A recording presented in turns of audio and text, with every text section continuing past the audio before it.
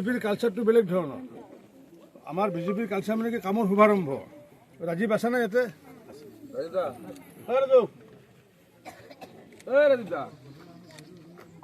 এই লেখা আছে নে ইয়াতে পথৰ শুভাৰম্ভ, আধা ইলা নহয়। গতিকে কাম কোনে পৰা কাম আৰম্ভ হ'ব? ৰাজীৱ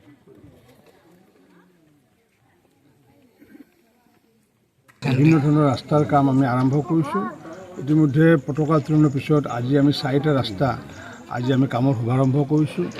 গতিকে ভাৰতীয় জনতা পাৰ্টি বা হিমন্ত বিশ্ব শৰ্মা ডাঙৰ নেতৃত্বত আমি কোনো আধা ইলা স্থাপন নকৰোঁ, কামৰ শুভাৰম্ভ কৰোঁ। ইতিমধ্যে কুণ্ডপাৰা ৰাস্তাৰ কামটো আমি শুভাৰম্ভ কৰাৰ আগৰ পৰাই কৰিছোঁ, আজি ভিতৰুৱাটো কৰিছোঁ। আৰু এই কামটো এই 29-30 তাৰিখৰ আগে আগে কাম আৰম্ভ হ'ব আৰু বিহুৰ আগে আগে আমি এই পথেৰে আহি পেলাই আমাৰ এই পূব বামাখাটা নামঘৰলৈ আমি আহিম বুলি আজি সিদ্ধান্ত গ্ৰহণ কৰিছোঁ গোৱা ৰাইজৰ লগত। এনেকুৱাকৈ 30 কোটিৰ ওপৰত ইতিমধ্যে 294 কিলোমিটাৰ ৰাস্তা ইতিমধ্যে আমি কৰিবলৈ সক্ষম হৈছোঁ। আৰু যিখিনি কথা মোৰ কথা নহয়, আমাৰ মাননীয় মুখ্যমন্ত্ৰী ডক্টৰ হিমন্ত বিশ্ব শৰ্মা ডাঙৰীয়াই মুখ্যমন্ত্ৰী মহিলা উদ্যমিতা আঁচনিত অহাৰ সময়ত তেখেতে নিজে কৈছিলে।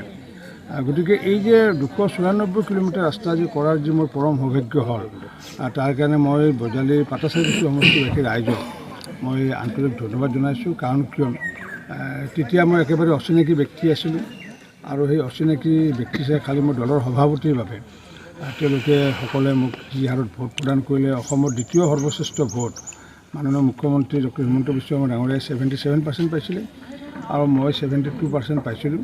গতিকে এইটো এটা মোৰ কাৰণে পৰম সৌভাগ্য, যাৰ ফলস্বৰূপে আজি ইমানখিনি আমি ৰাস্তাৰ কাম আজি কৰিবলৈ সক্ষম হৈছোঁ। আৰু আজি পুনৰ আমি 30 কোটি টকাৰ কাম আমি আৰম্ভ কৰিছোঁ। এইকেইদিন নিৰলসভাৱে আমাৰ 27, 28, 29, 30লৈ আমাৰ কামবোৰৰ আমি শুভাৰম্ভ আমি কৰিম ঠাই বিশেষে।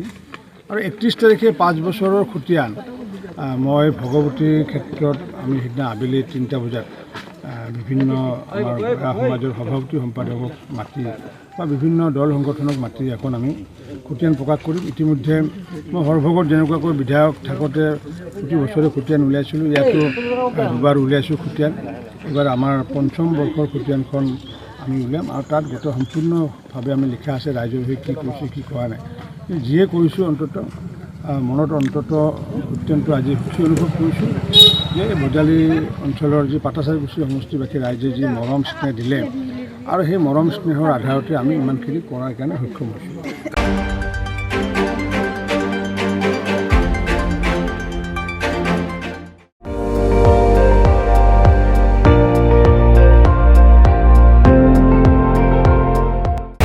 আপুনি চাই আছে ND24, সৰ্বশ্ৰেষ্ঠ নহয় সৰ্বোত্তমৰ দৌৰত।